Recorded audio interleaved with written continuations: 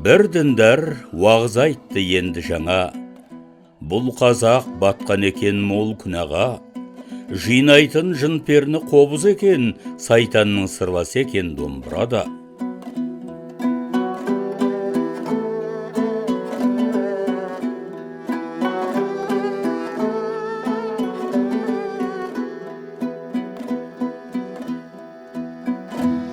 Мынау кім осынша тым асқақтар, қазақтың қасіретінен бұрау тастар. Қобыз бен домбырамыз мәңгі бізбен, ілулі төрімізде бұл аспаптар.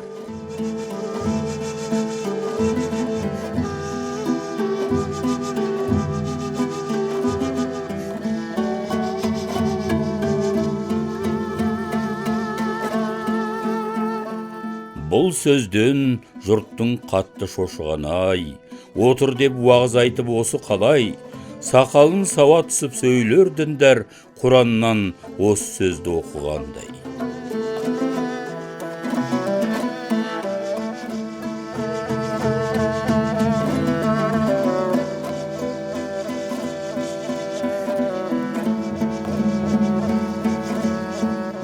Бір жігіт атып тұрды орнынан, алдымен атсын деді сені Құран, сен діндар, садаға кет домбырадан, қазақтың садаға кет қобызынан.